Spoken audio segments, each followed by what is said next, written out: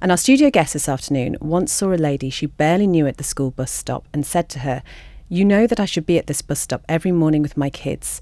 If there comes a morning when we're not, please ask questions and call the police." Tamasin Wedgwood, thank you so much for being here this afternoon. Thanks for having me. Just wonder what it was that made you say that to that woman on that particular morning. Just the growing awareness that we were in danger and we might not be there the next day.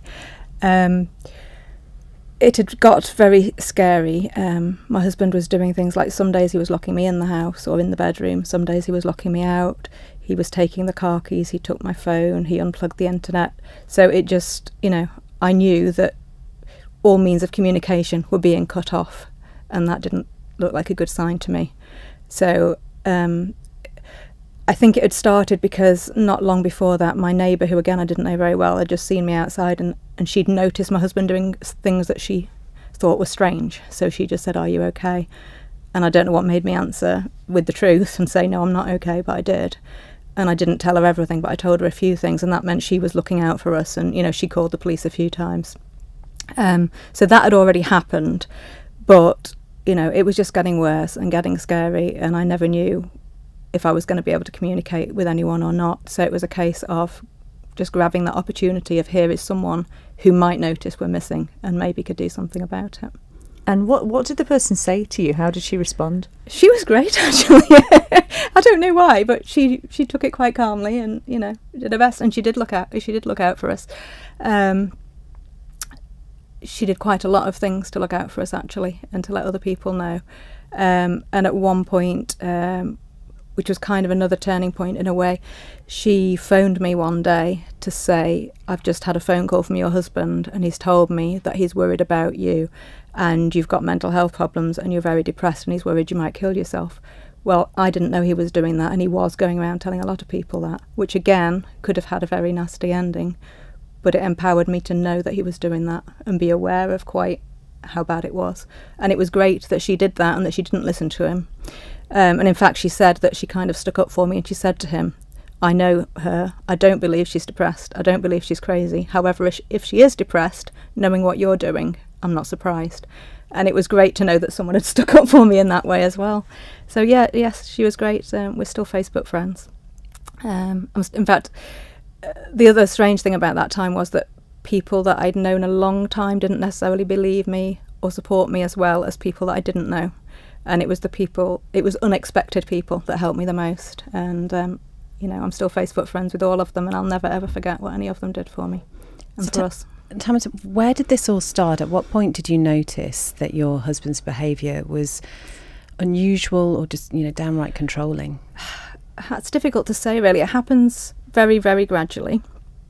And it was complicated by the fact that his ex-wife was a very strange woman who stalked me and harassed me, and she was very loud and in your face the way she was doing it. What he was doing initially was a lot more subtle, and I think I was so busy dealing with her and worrying about, is she going to be at the supermarket when I go in the supermarket, that I kind of in a way didn't notice so much what was happening at home.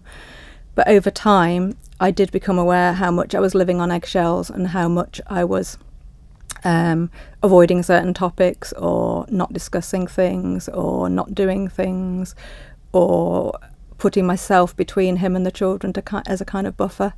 But like I say, you gradually reach that point in tiny, tiny steps over a long time, and it takes a long time for you to notice how bad it is.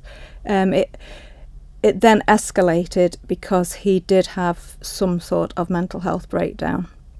And that was the point at which the police became involved. And as part of that, he actually disappeared, and he was a missing person for 10 days. So there was a big police hunt for him, and that was all over social media and in the papers, and I was on the radio and television making appeals with the police. So that was just a really surreal period as well, and that's when people really, really rallied around us as a family, and the community really supported us. And the media actually were great, because the media were outside the house. They'd taken photographs, but they did not intrude. They did not bother us personally, and I appreciated that. The police were great. The police were, when he came back, he was found in a hospital in Florida. He came home I thought at that point things were going to improve because it was all out there. Everyone knew about it. He had been hospitalised, and I thought he was going to get the help that he needed. But unfortunately, I don't know, everything went wrong that could go wrong, really. Medication that had been put on for depression, he reacted very badly to and became psychotic, at which point they said he's probably bipolar, because apparently if you give certain antidepressants to people with bipolar disorder, they do become psychotic. So then we were living with someone who was psychotic. He already had an alcohol problem. He was just extremely unpredictable. He'd always had mood swings, but they were much more gradual and never predictable, but not usually all that extreme. And usually they took, he was maybe changing his mood day to day or week to week, but it became so rapid. It was like he switched. He was like several different people, and he could switch within minutes. He could be in the room as one person, leave the room, come back in, and he'd be someone else. So the children and I never knew who it was we were going to be dealing with. The police started driving by. They sort of put our house onto their daily patrols, so every day, 2 or 3 times a day, they were driving past to keep an eye on us. If they saw anything untoward, they stopped and came in. They usually made an excuse because they didn't want to aggravate him, so they would come up with some other reason why they were in the neighbourhood, but I knew why they were there. The chief of police at one point was sending me an email every morning just saying, "How are you? How was last night? Are you all still okay?"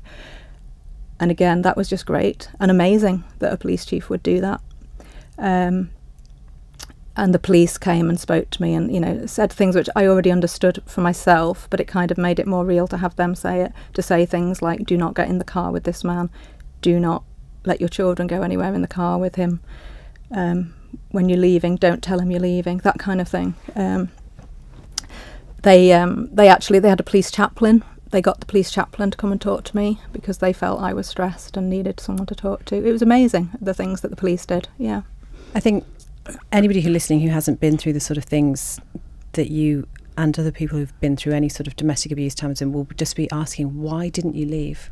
That's the $100 question, really. I think partly the reason you don't leave is what I've already said, the gradual nature of it. You don't actually recognise it as abuse for a long time. I mean, I did ring for help. There was something called the Family Abuse Centre in the town near where we lived. I rang them for help, but I was ringing for help for the children because I was seeing the children being affected by this and being emotionally abused. I didn't think about myself. I was focused on the children. And the person that I spoke to said, "Yes, you're right to be concerned about the children, but you're a victim of domestic abuse and you need to come to us and come to our support group." And I was like, no, I'm not. I'm ringing about the children. And they must have told me about 3 times, "Yes, you are," before I was like, am I really? And then I went to the support group at the domestic violence shelter, and I still felt I shouldn't be there because at that point there wasn't anything physical. And I went into this room, and there were women there who'd been stabbed, they'd been shot. One woman had been tied up in the boot of her husband's car. They'd been through the most unimaginable things, and I sat there thinking, well, all he's done to me is play mind games and hide my keys, and it just didn't seem comparable. But those women were amazing. They inspired me so much with their strength, and they did help me get through because they had come through. Some of them could only speak about it very quietly. They were shaking, but they were still there and they were still speaking, and that was amazing. And they made me feel that I was in the right place because they said that they'd been through the physical and the emotional, psychological, and they'd rather actually have the physical because it's the psychological stuff that gets in your head and, you can't get it out, basically. Whereas a broken bone, it's horrendous, but it does heal. So I think that's one reason that you don't recognise that it's abuse. You're scared of telling anyone. You think, especially when it's emotional, you think if you do tell someone, I couldn't go to the police initially and tell them that my husband was glaring at me or stomping or even throwing things, because to me that wasn't something bad enough to go to the police about. And although it's become, it's like being in a bad movie, really, a sort of creepy movie. And as a result of that, it feels unreal and it feels like no one would believe it. So therefore, you don't tell anyone. And you love that person. They're not, when you first meet them, they're charming. Really charming. You have fun. And even while all this was going on, there were good times and there were good days. And I probably married him because he made me laugh, and he's still, even through all this time, there were days or hours when he was the lovely person I'd met, and he made me laugh and we had fun, and then it would change completely. And also, so I think you're always hoping that nice person's going to come back, and you always think, well, that's the real person, and this nasty thing is just because he's stressed or whatever, and we can get back that real person. So you always stay hoping that you can return to how it was. You stay as well because usually they've got a problem, or you think they have, and you think you can fix it or help them. Like I said, he genuinely had an alcohol problem. He genuinely had a mental health breakdown. So although he was aware of what he was doing and he was abusive and that was wrong, and I'm not making excuses, the fact remains that he had these problems and he did need help, and he wasn't getting the help he needed either.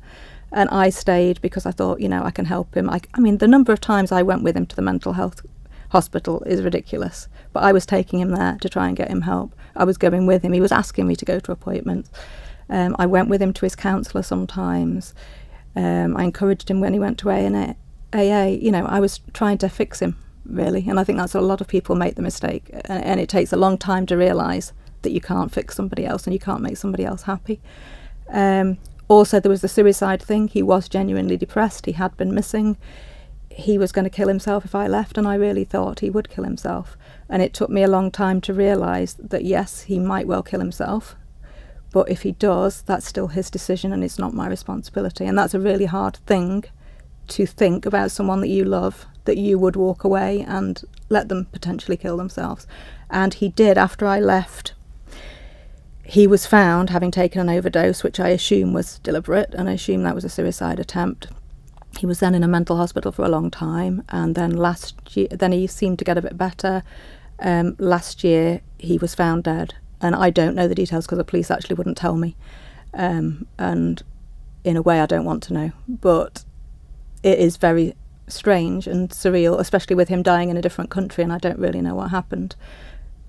But like I say, there's a good chance that was suicide, and of course I regret that, and I'm very sad about it, but it wasn't my responsibility, it was his choice. And I tried to help, and numerous other people tried to help, and in the end we couldn't change what happened. It's just complicated. There's many, many reasons why you don't leave. There really are. Another big reason, which is important, is that leaving is the most dangerous time. Not only is it the time when he could have killed himself, it was the time when he could have killed me. And the police, like I say, made it very clear to me that I was really, really, really high risk. And what I think a lot of people don't understand is they assume that the most physically violent relationships are the dangerous ones, and they're not. It's the ones where there's coercive control. There's a much higher link between coercive control and domestic homicide than there is between physical violence and domestic homicide. So, you should never really encourage someone to leave, or at least not without knowing that they understand the risk and there's a safety plan in place, because that is really dangerous. And 75% of domestic violence homicides occur in the year after someone left, because it's all about power of control. And if you leave, you're breaking that control, and you are going to be brought back under control. And if the only way to do it is by killing you, to punish you for breaking that control, then that is what will happen. I met an amazing lady at the conference we went to recently who her husband attempted to kill her and came very close to doing it and then killed himself. And that is the likely end for a coercive control relationship. It is 26 minutes past 2, and with Tamasin Wedgwood this afternoon, we're talking about domestic abuse. There is proposed new legislation for the Isle of Man. There is a public consultation. It is open until August the 20th, and Tamasin, you are urging as many people as possible to have their say if they've had any connection or been involved in any way with domestic abuse. And we'll talk about that a little bit later. But we've just discussed just how difficult it is for anybody who's in that particular situation to leave for a whole host of reasons. I just wondered what it was that made you think, do you know what, today is the day I have to get out? It was a lot of things, I think. Partly it was the effect on the children. Things happened, for example, like I usually was home, but I'd been at the police station. I'd been held up, and the police, because they knew I was going to be late home, they actually gave me a lift home. So we came to the house, and both my daughters were sitting outside on the grass because it was just after school had finished. They'd just got home, And the police officer got out of the car with me and said, "Are you okay? Why are you out here?" And they said, "He's in there." And it was the fact that they were scared to go into the house if he was there. That was a real kind of red flag. The other thing was that my youngest, after school, she stopped coming home. Because in the latter stages, he'd had a lot of time off work because of all the mental health issues, but he'd gone back to work, but he wasn't staying there. He kept going to work and coming back, and he was coming and going at strange times of day, which was what my neighbours had noticed. So that a lot of the time he could be there when they got home from school, but he might not be. And my youngest kept going to the neighbour's house instead of coming home, and she just stayed at the neighbour's. And I would have to go and get her to come home for a tea, and whenever I went to get her, it was always, "Is he home?" And she didn't want to come back if he was there, and I thought, this is just no way for children to live. We can't go on like this. So I asked them what they wanted to do, and they both said that they wanted to leave. And at that point, you know, he was under the mental health system. He was hopefully going to AA. So in a way, it felt like a strange time to leave, in that it looked like maybe finally he was getting help. But I knew we were all at the end of our tethers, really. And I said to them, look, you know, if he can get help, if he can get better, if he can go back to how he was, would that make a difference? And they said, no, we've had enough, we want to leave. So that was like the deciding factor. And I said to them, where do you want to go? And they said, we want to be with our family. And my parents had retired here, so we came here. But I think another factor definitely was that I was aware that I had been very calm throughout, because I'd had to be for the children. You know, I couldn't panic, I couldn't go to pieces, because I had to be strong for them. But I was also aware of how much strain I was under, and I thought, I've stayed strong up till now, I haven't cracked up mentally up till now, but if I have to live like this much longer, I will. And if I had broken down myself, then what would have happened to my children? And they would have had no one. So I had to leave to look after myself in order to be able to look after them. At the end as well, he was doing things like he was depriving me of sleep. He would order me out of the bed, make me go and sleep on the floor. Then he'd come and wake me up and make me go on the sofa. Then he'd wake me up and do something else. Then he'd go through all the kitchen units, banging all the cupboards. So I literally wasn't getting any sleep. And again, I mean, that is a form of torture, isn't it? But also I was aware I can't go on forever with no sleep. And, you know, I was so tense. I was just living on adrenaline the whole time. I was so thin. I wasn't eating. I wasn't sleeping. You know, I just knew that it was taking a physical toll, and it would take a mental toll if I didn't do something about it. So you came here to the Isle of Man, where you had family. How aware were they of what had been going on with you? Really, I don't think they were much aware at all until the point where he disappeared, because then, you know, I couldn't hide that, and it was all over the media where we were anyway. I think probably my parents had glimpses prior to that, because they'd come to stay with us. Must have been the summer before that, I think. And at the time my eldest was quite unwell, and he was being quite horrible to her, and refusing to pay for her treatments and things like that. And my mum, while they were staying with us, my mum gave me, because he was financially controlling, so I was having to beg him for money, so she couldn't have her treatment unless he would give me the money. And my mum slipped me some money so that she could have the therapy that she needed. And also she'd won a scholarship to a summer school in Washington DC, and he was being obnoxious about her going and wouldn't pay for the train fare for her to go. And so again, my mum gave her the money for that. So if nothing else, they must have thought it was odd and not very nice behaviour. But I don't think anyone knew what was going on until there was all the attention on him have disappeared, and then all the horrendous mental health things when he came back. And it was just so bad that, I don't know, I reached the point. I used to be very shy, but I think because everything had been on the television when he was missing, and I felt like, well, everyone knows now anyway, I stopped being afraid to talk about it. I stopped being embarrassed, and I don't know, I just thought the more people I tell, the safer we are. So I did tell everyone, and I accepted any help that was going, and I decided I'm not going to be proud. If someone offers to help, they can help.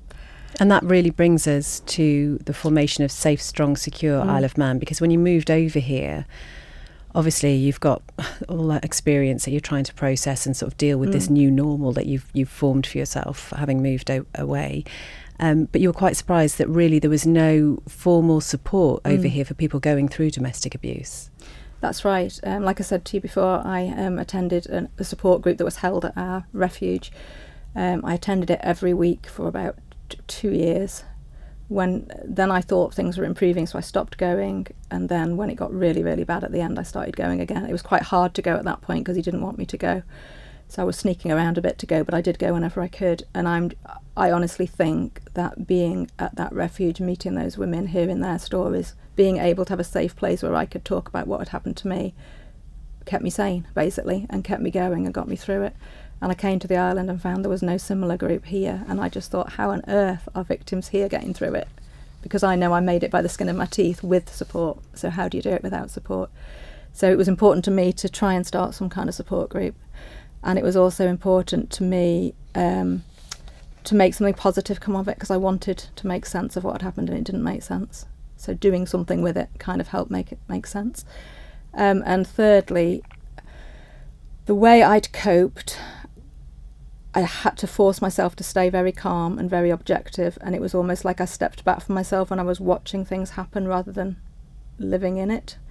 And I think I put a lot of emotions into boxes that I deal with later, and I became quite, not robotic, but it was a coping mechanism that I wasn't letting all the emotion out because I had to be calm, I had to sort this, we had to escape.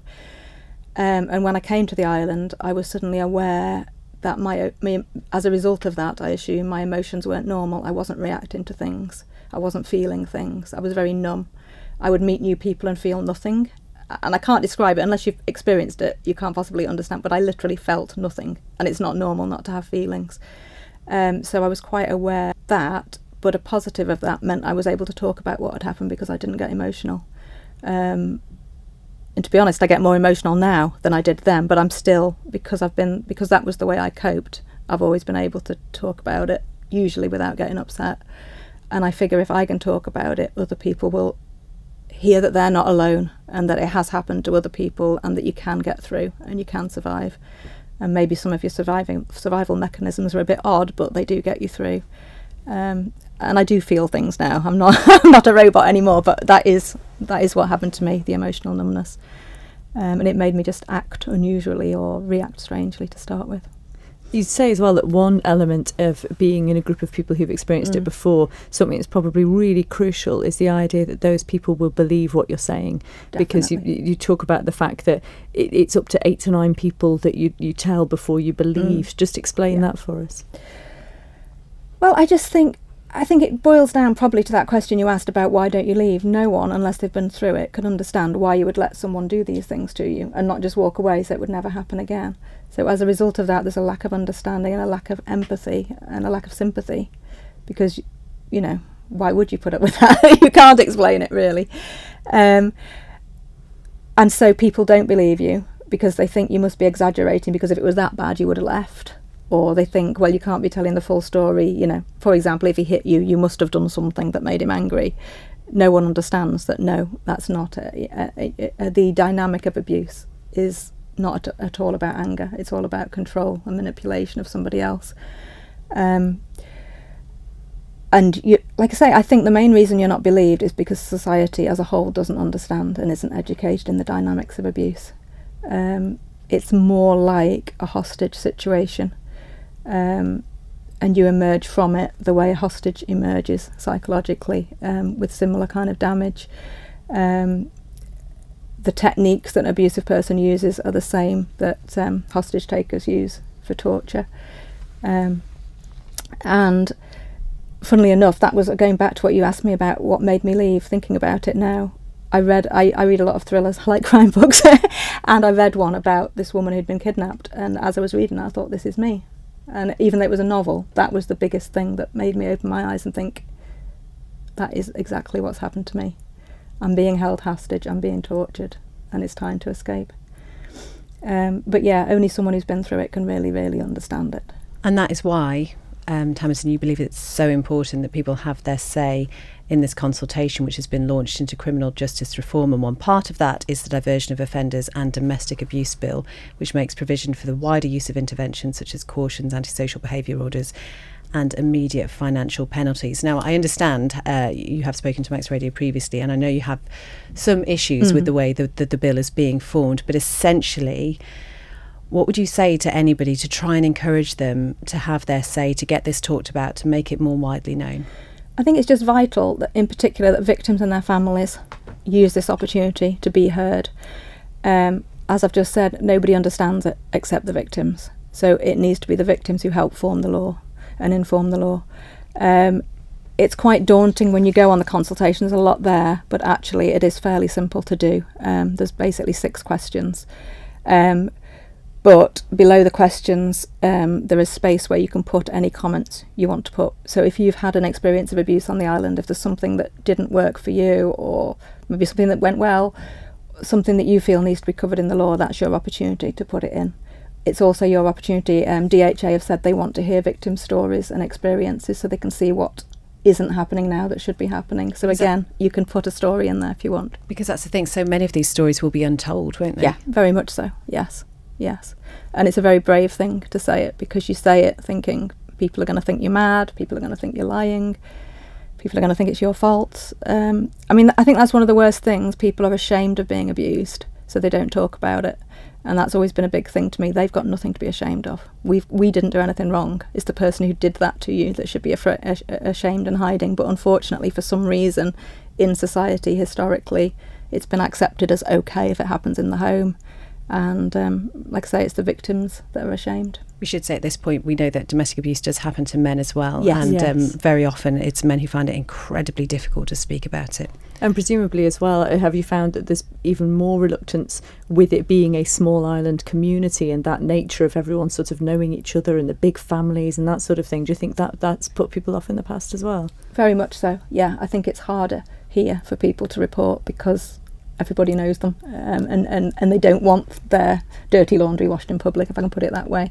I've met quite a lot of people who've had problems because they have reported, the case has gone to court, possibly the abuser has been fined or sentenced, and that offender is a member of a family on the island, and the family don't necessarily either know all that went on, or they don't believe it or don't want to believe it. And as far as they're concerned, it's that victim's fault because that victim put the offender in jail. And the number of people who've said they get harassed online by friends and families, you know, blaming them for what happened. They say they can't go shopping in Strand Street because people recognise them and make nasty comments or even push and shove them. There's certain areas of the island they don't go because that's where the family are. You know, it's just...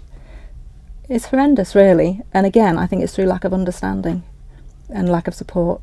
And I just want the whole island to start talking about it, start understanding it, and start helping one another. Just in the last few minutes of the programme, Tamasin, I just want to focus on anybody who may be listening and thinks, do you know what you've said really resonates with me. I think, you know, that has almost described an experience that I've been through, or perhaps it's somebody who knows someone who thinks, gosh, I wonder, you know, if that's their experience. What sort of advice do you have for people in that situation? Ask the question. Ask somebody. You know, have the confidence to ask someone if they're okay. You might then get a disclosure and you might panic and not know what to do with it, but there is help available. Victim support, Paula is a trained IDVA, so she should be able to help you, especially if someone's taking the court route. We will listen. We've got a listening service. We've got, like I say, a very informal support group at the moment. We're hoping to pilot either later this year or next year a new programme for women, a recovery programme, which we'll do in a group. You can contact us either on Safe Strong Secure 3S on Facebook, or the email is contactsafestrongsecure@gmail.com. And the main thing we'll do is listen to you and signpost you to help. We can get you legal advice if that's what you need. If you want to leave, we can help you with safety planning and making sure you leave in a safe way. And basically we'll just listen and try and help with whatever it is that you need. Because I'm sure for many people it'll be just voicing it is the most daunting thing, Yes. I guess, because you've lived with it in your head and in your home for so long. That's right. We've been through it. We will listen, we will understand, and we will support you in whatever way you want. And if people do come along to these group sessions that you have on a regular basis, what can they expect when they get there? Hopefully a relaxed, friendly atmosphere, a safe place. It's all confidential. You don't need to talk about the abuse. You can just not talk at all if you don't want to. You can just have a coffee, you can listen, but it's a supportive place where we've all we've all either been through it or are still going through it. And, you know, we can share our stories and we can just help each other. And I think the most important aspect is just to know you're not alone. And there is a network of people on this island who've been through it, and we'll all help each other. And I'm hoping that through the charity we can make a kind of almost like pay it forward. Like, you know, you get help, you're a victim, you get help. So now you'll talk about it, now you'll help other victims, and we'll create a net across the island to keep everyone safe. Do you think, Tamasin, that anybody who's been through any sort of domestic abuse can ever go back and I don't know, resume any sort of normal relationship? Well, I hope so. People do, but I think there's always going to be baggage. I mean, we have to be realistic about that. You're not going to go through something like that and go back to being exactly the same person you were before. But I think you learn to live. You learn to get your life back.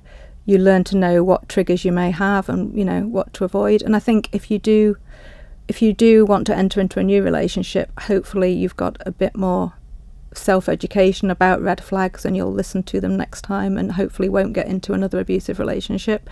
But equally, I think you would need to be open with your new partner and explain to them that this is what you've been through. You know, it might be I act strange at times, it might be that I get tense about certain things, but this is why. And hopefully, you know, you can then have a relationship on a basis of understanding that like any relationship is going to have issues and difficulties, and it's a case of understanding each other and knowing where that's coming from and working together to get through it. And would you say, I don't know, in any experience, and if any of the stories that you've heard over the 8 years or so that you've been here, the perpetrators of domestic abuse, can they ever get sorted? Can they ever get help? Can they ever turn their lives around? They can, but it's quite rare. There was a big study called the Mirabelle Project a couple of years ago that looked at, because there are structured programmes for perpetrators. Unfortunately, we don't have one on the Isle of Man. A perpetrator programme has to be run in parallel with a programme for the victims, and then the sort of trainers from each programme check back with each other, because the perpetrator could sit in his group on a week and say that he's doing everything he's supposed to and he's being nice, but you need to check back with the family and say, actually, is this really what's happening at home?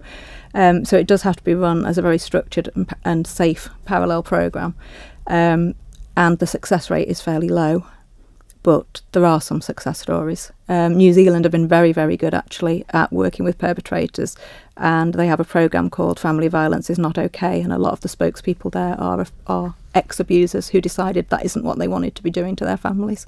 So yeah, you can change, but the person has to want to change, and they have to be at a point where they can take responsibility for what they've done and not blame it on the drink or the drugs or anything else, but just say, I did this, it was wrong, and I'm going to get help and change. Well, Tamasin, I'm sure everyone listening will agree with us when you say you're an incredible woman and doing what you're doing in raising this issue, which has been a taboo. Yes. Is just such a positive thing to do. As I say, this is all about getting as many people as possible to get involved in this consultation. What would you say just to really encourage people finally to do that before August the 20th? Yeah, like I say, it's quite easy. There's just 6 simple questions. If you want to just answer the 6 questions, that's all you need to do. If you want to use the space in the boxes to have your say in some other way, that is fine. But this is an opportunity for victims to have their voice heard.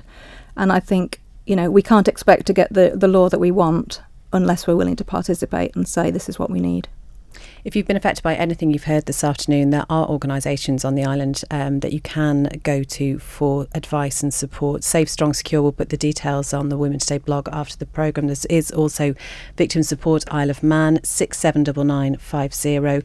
The office is normally staffed from 8:30 until 4:30 Monday to Friday. There is an answer machine for 24 hours a day though. There's also Women's Aid Isle of Man, 677900. Again, all those details will be on the blog after the programme. And Tamasin, just to end today's show, we very often ask our guests to choose a piece of music that means something to them, and it's great to be able to play it if it's a really poignant piece, and I think yours really is. Tell us what you've chosen. I've chosen a song from The Greatest Showman, This Is Me. It's become a kind of anthem for the charity, really. It's touched a lot of us at the charity. We are going to do an awareness raising event later in the year using this song. And I talked about the other ladies at the charity before I came on, saying, you know, what song, because I was really struggling to know what song to choose, and they all said this one. So it's kind of a rallying cry for all victims out there that we are strong, we will get through, and we're going to keep working together until we obtain change. Tamasin Wedgwood, thank you so much for being with us this afternoon.